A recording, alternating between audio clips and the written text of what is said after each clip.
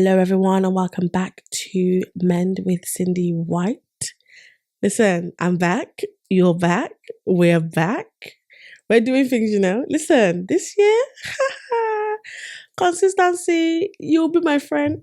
Me and consistency. We're just acquaintances. Not even. We're less than acquaintances. We barely know one another. Like we barely talk. Like our parents don't even know each other. But you see, this year. You see, not even this year. You see, moving on now in life, consistency. Let me tell you something. Me and you are going to be best friends. Me and you, Batty and Bench, forever. Besties, matching tattoos and everything. Consistency. You will get to know me and I will get to know you. You'll be messaging me every day. I'll be calling you, we'll even be doing FaceTime unannounced with no appointment. Just bam. And you will answer and I will answer. Consistency. Hey, bestie. Who's she? Not me getting ahead of myself. It's only episode 2. Let's wait till we're like in the double digits or even triple digits. Father, we pray for that anointing. Amen. No, because we'll get there. The other people that do it, they don't have 5 heads. So we'll do it. We'll get there. Don't worry. But anyway, sorry. As always, guys, I'm saying as always. Listen, I'm really my biggest hype man. I'm saying as always, like we're not just here for the second time. Anyway, like before I did the one time I've done it. Let me give you a warm, a cozy, a comfy, and a toasty welcome back to the podcast. Guys, is a what do you call it? Crisis, cost of living crisis. So you see that cozy, warm welcome. Really take it in because it's cold. It's freezing cold. Like, wrap up warm, please. But now, guys, welcome back. I hope you've had a good week. I hope all of the good things have been yours. And yeah, man, thank you so much for the love for last time, for the last episode. Listen, I don't know who I think I am, but I know who I'm going to be thinking I am. If you guys keep loving me the way that you're loving me. Don't stop it. Keep giving it. I like it. Thank you. But today, I want to talk about something. I want to talk about this whole thing of being strong. Because in all honesty, I'm sick of it. I have now come to the conclusion that I would like to hand in my notice to the Strong Woman Society. I'm handing it in. Like it's not even like for a break. I'm leaving the organization. I'm leaving the country, the continent of strong women. Sorry, I do not want to be part of that club anymore. I'm sick of it. I'm tired. I resign. I quit. Arrivederci, bye-bye. I am not coming back ever again. Bye-bye. Because what the heck? Is everybody mad? Because why is it every day that somebody has to be strong? What is that? Weakness? I'm sorry. Hello, nice to meet you. Because I was having a conversation with my friends the other day and we're talking about being strong and all of that. And this is something that I've been thinking about for a long time. And I already know, I always say to myself and to others, like, I am toxically independent and I am toxically strong because it's not good.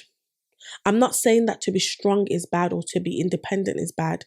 Like, those are great traits to have. Those are great things to be.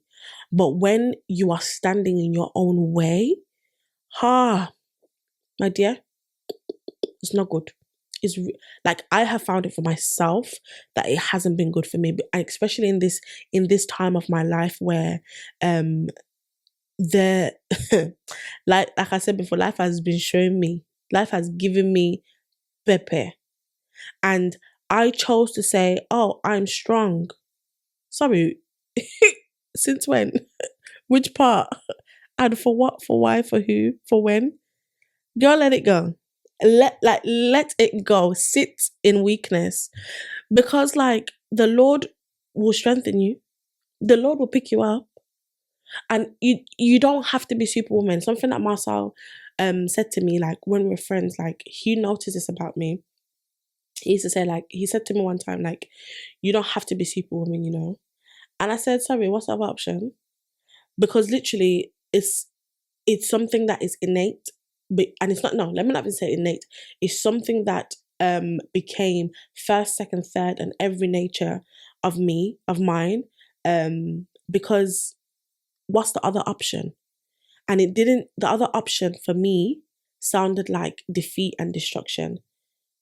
Sounds like defeat and destruction, I should say. So when I have moments of weakness, it feels so overwhelming because I just feel like, oh my gosh, I can't, like, this feels like the end because I'm so used to forcing myself to be strong and masking it as, you know, I'm resilient. Sorry. No, I'm tapped. I am, I'm not tapped in Jesus' name, sorry. I've programmed myself to behave and to respond to trauma and to respond to pain in a certain way that helps me feel safe, helps me, deceives me into feeling less pain. It's like a placebo effect, or it's like I don't know. It's just it's not real. It's not real. And I have this running joke with my friend where she's always like, oh, to be fair, we're both always like, it's okay. It's okay. Like if something like horrible has happened or something that would rightfully like um warrant someone to feel sad or to feel pain or to feel, you know, hurt or whatever it is, or to feel weak. Like if we ask one another, like, oh, how are you feeling? Oh, it's okay. I'm okay. And then it's like, no, no, no. It's okay. It's okay. You're not okay though, because you shouldn't be okay. And even if you are okay, you shouldn't be okay because any normal person would not be okay. So why are you choosing to force yourself to be okay? And I'm not saying that, like I said, I'm not saying strength is a bad thing, but I think it's so important to acknowledge and to allow certain other unfamiliar emotions to pop their heads up and say, oh, this feeling. And I'm now in a place where I'm starting to do that at my big age, you know, at my big age, not even starting to do that. I'm allowing myself to do that because emotions are things that like, they will come. Well, it doesn't matter how much okays or okays you want to be saying. Like, if you're not okay, you will see in other things. Like for me, my body language will tell you I'm not okay. My facial expression, I can't hide it. I will be saying, my lips can say I'm okay, I'm okay, I'm okay. My face will tell you, get the heck away from me because I'm about to fight somebody. Like, no, I can't hide it.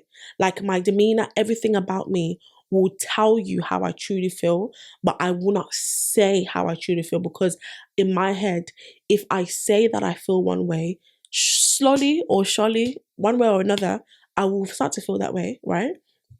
So it's a way to trick myself, really, to say that it's okay or I'm okay, whatever it is. But I'm starting to realize that, yo, I'm not okay, you know? Like, no, that made me feel angry. That made me feel sad. That made me feel vulnerable. That made me feel weak. Um, that made me feel this way, and this way, and this way. And I'm learning how to manage those emotions and how to deal with them, or how to, even if it includes other people, how to include other people, or to have conversations about these emotions. Like, I'm a confrontational person, I believe I am. But I know how to confront in a loving way, but I also know how to do that by detaching certain emotions from that confrontation so that I'm not in a vulnerable position.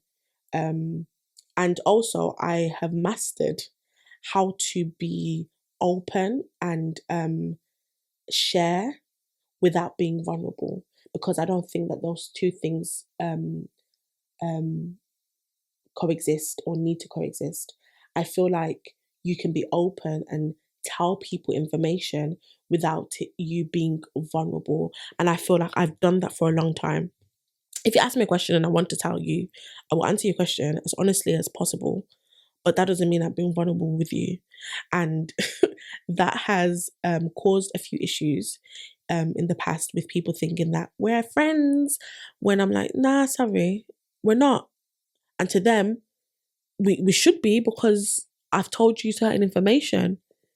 But I'm like, I understand, but it's not that for me because I wasn't being vulnerable. So for me, like, I haven't showed you my heart. I've told you stuff about me, but I haven't opened my heart in front of you and said, here, have a look. Because it's not safe. It's not safe with you because this hasn't become a safe space, right? So I have mastered how to do that, and it's really bad. So I'm trying to unlearn and learn a lot of things at the same time. Um, this life.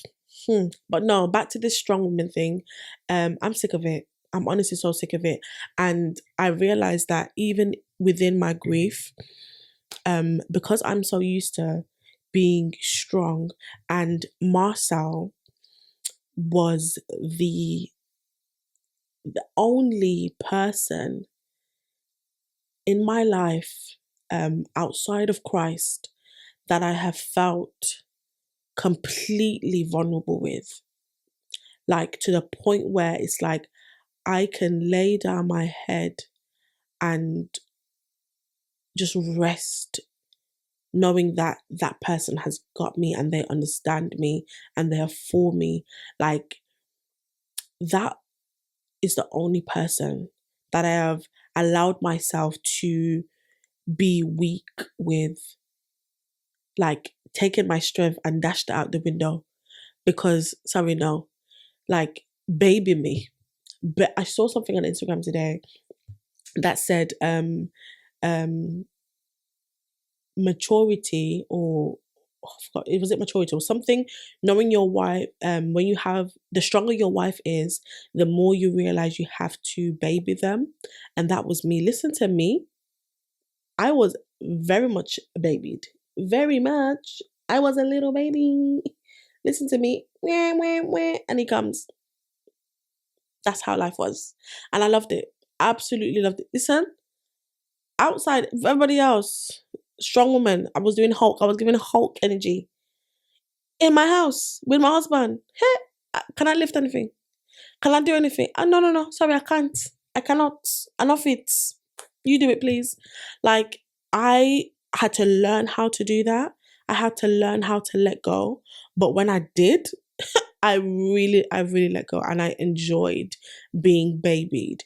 And now I found myself in a position where I quickly, listen, it's like there was no there was no slow transition. It was a quick transition. Immediately I told myself, yeah, back to old ways, because what else are you gonna do? You can't afford to be weak because, first of all, you've got kids. What has weakness got to do with them? They're not business. They still need you. So it was a thing of, and it has been a thing of, I am going to be strong regardless, no matter what.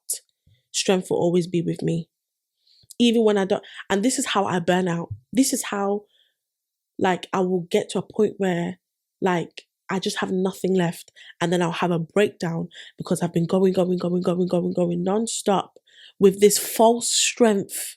I've used all my reserves, and then boom, crash, and I can't go any further, and I am forced to stop. And you see that stop?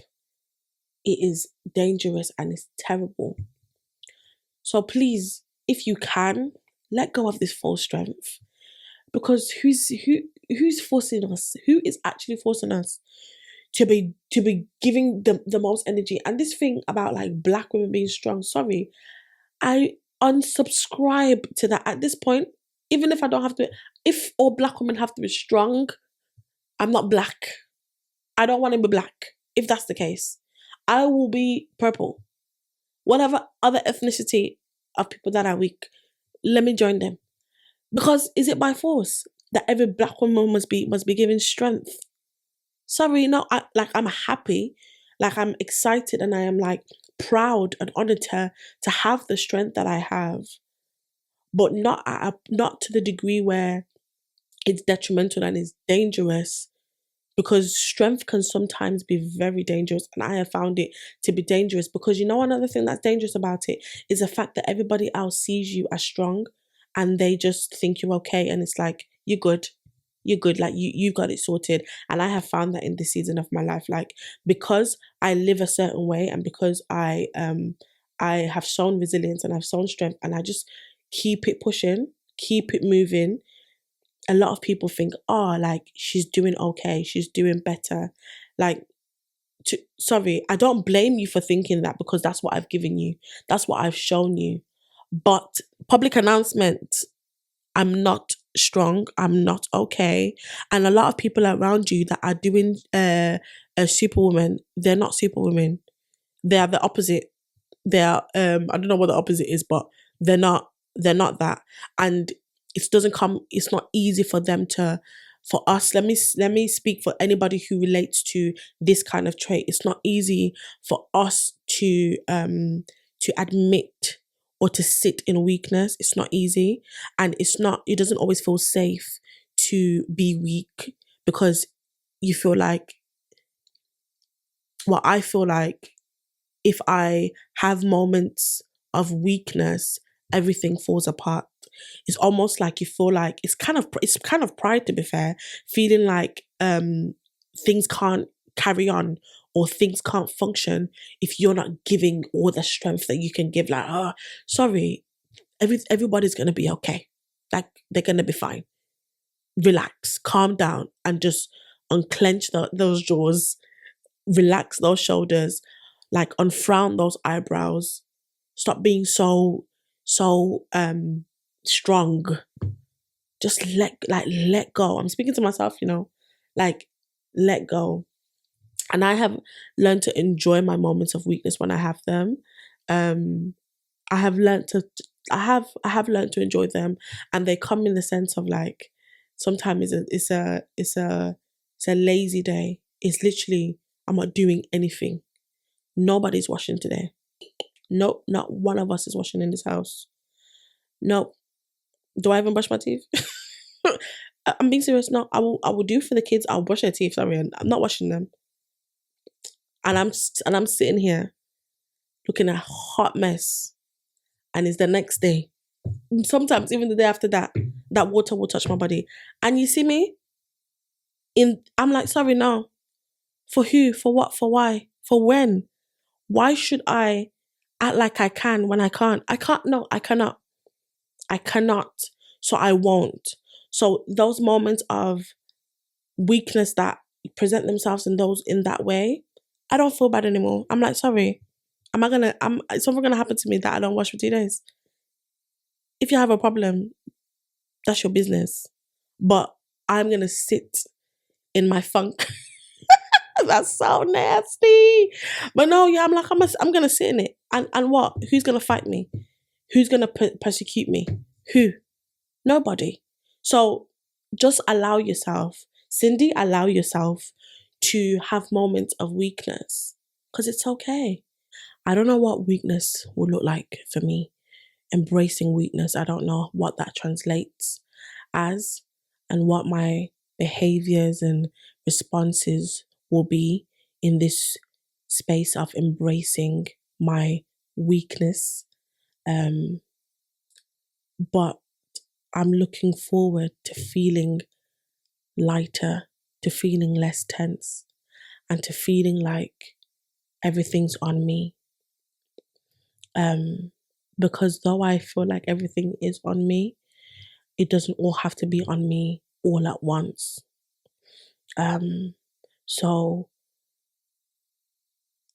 I'm going to try to have these moments of weakness regardless of who I am around, because what I find with me is, depending on my surroundings, it's a thing about being vulnerable, right? Depending on my surroundings, I will demonstrate or sit in my strength a lot more. And that's another way of defending myself or protecting myself, because I don't want people to enter my space. It's so weird. Like, it's two things. I'm so grateful for people helping me. Like, I need help. Yo, I need help. But at the same time, it's painful to receive help, because I think about why I'm receiving the help from people, and I remember that, oh, it's because of this thing, and then that hurts me, because I'm like, oh, flip, like, because I'm in this situation, I need help. And that's just like, yo, reality slaps you in the face, even in good times. And then it's like, oh no, I don't want to look like I need too much help. It's all pride. It's pride. It is. And I'm not gonna be falling down or be destroyed because of this pride. If it's pride, let it go. Cindy, let it go. Like, let God deal with that. Because, sorry, heck to the no, will I be destroyed or be falling down because of ordinary pride? Sorry, no, I don't need you. You can get lost. Like, you can actually get lost. What the heck? Is everybody mad? No, I'm not embracing that. And, sorry, I no longer want to feel afraid of weakness. I no longer want to feel like it's a danger zone, or that nothing will work, or I will be looked at in a certain way, or because, let me not lie, like, I'm not saying that I'm going to be vulnerable with everybody that I see. That's not going to happen. I don't think that that's even wise or safe. But I don't want to do things that I can't do anymore for the sake of, I have to be okay. If I'm not okay, I'm not okay. And I have realized what has taught me how to be this way. And it's many things, many things. And one of those things is the way I've grown up. So my independence, the thing I mentioned about toxic independence, that has contributed to this toxic strength, because it's a matter of also, I can do it. Like, I can do it by myself. I can figure it out because I always do. So I will do it, right? And like I said, the place that I learned how to not rely on that sentence anymore, and for that to not be my reality, was in my marriage to my amazing husband. That's why I learned to let go of all that stupidity of, I got this all by myself. Sorry, no. So when he left, I said, oh, so I have to go back to, I got this all by myself. So that's how I'm here again. But I'm getting out. I promise you, man, I'm getting out. I'm not staying here. Like, I'm not staying in this place because it's stressful. It's hard. It's hard work being strong. Do you know how hard it is? It's so hard. And it also plays tricks on your mind, because you get vexed at everybody. Because it's like, yo, you start doing so much. Have you ever been, have you ever had the situation where, like, say for instance, like, your mom or your dad, whoever, asks you to clean the house? No, let me say your mom, because it's normally women that act this way. It's normally us. We're too much. Your mom will ask you to clean the house, or your wife will ask you to clean something, and you don't do it when they want you to do it, and they start doing acrobatics around you. They're now cleaning skirtings, they're now cleaning, dusting frames, dusting the back of the TV. They're doing the absolute most just to show you how annoyed they are that you didn't do what it is that they wanted you to do. That's what it's like with this strength thing, because you have told yourself that you're so strong, and you've presented yourself as you don't need help. So then people don't help you as much as you feel like they should.